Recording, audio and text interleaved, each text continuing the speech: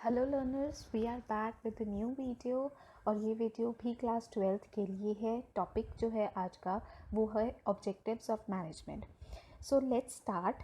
But before coming to the objectives of management कि objectives होते क्या है मैनेजमेंट में, सबसे पहले आपको ये जानना ज़रूरी है कि what are objectives, what is the meaning of objectives, right. तो objectives are the end towards which the activities of an organisation are directed.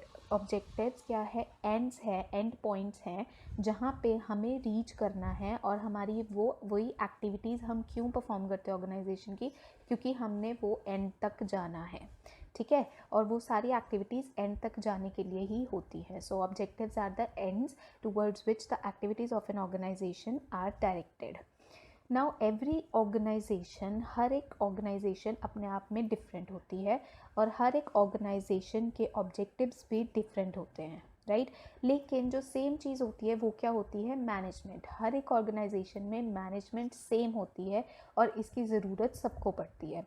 और मैनेजमेंट क्या हेल्प करता है इस ऑब्जेक्टिव्स को अचीव करने में? effectively and efficiently. The words effectively and efficiently were explained in my previous video, so if you want to know about them you can see the previous video. So different organizations have different objectives and they have same management which helps them to achieve the objectives effectively and efficiently. Then comes the types of objectives. Now there are mainly three types of objectives which are common in every organization, right. First is organizational objectives, then we have is social objectives, and then we have is personal objectives. Now we are going to explain these one by one. First one is the organizational objectives. What are organizational objectives? They are the main objectives. ये main objective होते हैं जो कि which are needed to achieve the economic goals of the organization. जो कि एक organization को चाहिए, main objective क्या होता है organization का? economic goals achieve करना, right, जो कि है उनका profit motive है, right। तो ये economic goals हैं जो उनको achieve करने होते हैं। अब इसके अंदर भी वेरियस कैटेगरीज होती हैं ऑर्गेनाइजेशनल ऑब्जेक्टिव्स के अंदर भी। वो क्या क्या कैटेगरीज हैं? Okay, before going to that categories, we have some information here that human resources and non-human resources is equals to economic objectives. Economic goals of the organization कैसे अचीव की जाती है? जो human resources होते हैं organization के और जो non-human resources होते हैं, that is raw material हो गया या कोई भी आगे material goods वगैरह हो गए, तो human and non-human resources को मिलाकर दोनों को तभी economic objectives जो organizational objectives अचीव हो सकते हैं, ठीक है। तो next we have the types of organizational objective. First type is the survival. Survival क्या होता है कि हर एक ऑर्गेनाइजेशन सर्वाइव करना चाहता है इन द लॉन्ग रन, ठीक है। एग्जिस्टेंस इन फ्यूचर उसको होनी चाहिए, मतलब उसका ऑब्जेक्टिव ये होना चाहिए कि हमने एग्जिस्ट करना है फ्यूचर में, और एग्जिस्ट करने के लिए उसको अर्न करना पड़ेगा इनफ रेवेन्यू। उसको इनफ रेवेन्यू पैसे अर्न करने पड़ेंगे ताकि वो अपनी कॉस्ट को भी कवर कर सके और साथ में प्रॉफिट भी मैक्सिमाइज करके सर्वाइव कर सके। ये इससे ही रिलेट होता है हमारा नेक्स्ट पॉइंट जो कि है प्रॉफिट। प्रॉफिट लाइफ ब्लड होता है बिजनेस का। किसी भी बिजनेस को चलाए रखने के लिए प्रॉफिट एक बहुत ही असेंशियल पॉइंट है, राइट। उसके बाद प्रॉफिट क्या होता है? रिवॉर्ड फॉर रिस्क बेरिंग, क्योंकि बिजनेस अलग अलग टाइप के रिस्क लेता रहता है, उसको लेने पड़ते हैं अलग अलग टाइप के रिस्क, ठीक है। तो इन रिटर्न उसको क्या मिलता है? प्रॉफिट मिलता है, जो कि एज रिवॉर्ड होता है कि आपने ये रिस्क लिया था इसीलिए आपको प्रॉफिट हुआ है, right. Then profit is essential to cover cost, growth and expansion. Profit क्यों ज़रूरी है? ताकि वो हम कॉस्ट अपनी कवर कर सकें, ग्रोथ कर सकें और अपने बिजनेस को एक्सपैंड कर सकें। तो सर्वाइवल और प्रॉफिट दोनों हमारे ऑर्गेनाइजेशनल ऑब्जेक्टिव में होते ही हैं। थर्ड ऑर्गेनाइजेशनल ऑब्जेक्टिव जो होता है वो होता है ग्रोथ। हमने अपनी ऑर्गेनाइजेशन को एक्सपैंड करना है ताकि हम लॉन्ग रन में सर्वाइव कर सकें।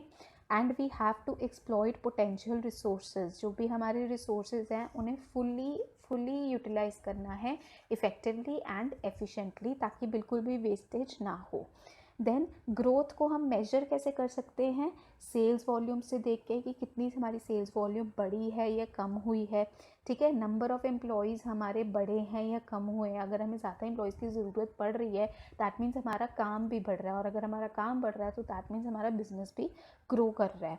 तो ये 3 ऑर्गेनाइजेशनल ऑब्जेक्टिव्स कॉमन होते हैं हर एक ऑर्गेनाइजेशन में और सबसे ज़्यादा इम्पॉर्टेंट भी होते हैं। Then second type of objectives we have is social objectives. Social objectives refers to the objectives which are desired to be achieved for the benefit of society, because every organization has a social obligation to fulfill. अब इसमें वो क्या कह रहा है, क्योंकि एक organisation अपना बिजनेस रन करने के लिए बहुत सारे रिसोर्सेज को यूज़ करते हैं, और वो बहुत सारे रिसोर्सेज कहाँ से आते हैं, सोसाइटी में से ही आते हैं। तो अगर वो सोसाइटी की चीज़ों को यूज़ कर रहे हैं तो उनका ये काम है, ये फ़र्ज़ बनता है कि उनको इन रिटर्न भी सोसाइटी को कुछ देना चाहिए। तो यही कहता है सोशल ऑब्जेक्टिव। सोशल ऑब्जेक्टिव क्या कहता है कि वो ऑब्जेक्टिव्स जो कि बेनिफिट ऑफ द सोसाइटी हो। क्यों? क्योंकि ऑर्गेनाइजेशन की एक सोशल ऑब्लिगेशन है। सोशल ऑब्लिगेशन मीन्स उनकी ये ड्यूटी है कि वो सोसाइटी के बेनिफिट के लिए कुछ ना कुछ करें। तो ये हर एक ऑर्गेनाइजेशन के डिफरेंट ऑब्जेक्टिव्स हो सकते हैं सोसाइटी के लिए। तो सम ऑफ द एग्जांपल्स की क्या क्या होनी चाहिए सोशल ऑब्जेक्टिव्स, ये यहाँ पे गिवन है। That is supply of quality products at reasonable price, ठीक है। जनरेशन ऑफ एम्प्लॉयमेंट अपॉर्चुनिटीज़ देनी चाहिए weaker section of the society को। Providing basic amenities like school crèches to the employees का पूरा ध्यान रखना चाहिए। प्रोटेक्शन ऑफ एनवायरनमेंट को प्रोटेक्ट करना चाहिए, कोई भी उनको हार्म नहीं पहुंचाना चाहिए एनवायरनमेंट को। Avoidance of unfair trade practices, कोई भी इनलीगल या फ्रॉड्यूलेंट ट्रेड प्रैक्टिसेस में इंडल्ज नहीं होना है, ना ही कंज्यूमर के साथ, ना सप्लायर के साथ, किसी के साथ भी। तो ये सब कुछ करने अगर आप करते हो अपने ऑर्गेनाइजेशन में और ये आप ऑब्जेक्टिव सेट करते हो तो these come under the social objectives because these are for the benefit of the society. Next type of objectives we have is personal और इंडिविजुअल ऑब्जेक्टिव्स। तो एक बंदे के पर्सनल ऑब्जेक्टिव्स क्या होते हैं और ऑर्गेनाइजेशन उसको कैसे फुलफिल कर सकती है, वो इसमें आते हैं। Individual objectives are the objectives of the employees के objectives. So it includes all the activities of an organization for the welfare of employees. तो organization कैसे help कर सकती है अपने employees को कि वो अपने personal objectives fulfill कर सकें। तो वो कैसे फुलफिल कर सकती है, इस पॉइंट्स के थ्रू कुछ ऐसे। Financial needs like competitive salaries and perks, financial needs वो फुलफिल कर सकते हैं सैलरीज दे के या पर्क्स दे के। सोशल नीड्स फुलफिल कर सकते हैं जैसे कि उनको रिकॉग्नाइज करना अगर वो कुछ अच्छा काम कर रहे हैं तो। हायर लेवल नीड्स जैसे कि पर्सनल ग्रोथ हो गई और डेवलपमेंट हो गई, उनको ये मौका देना कि वो अपनी पर्सनल ग्रोथ और डेवलपमेंट कर सकें, कुछ डिसीजन मेकिंग में हेल्प कर सके, तो ऐसी अपॉर्चुनिटीज़ उनको देना।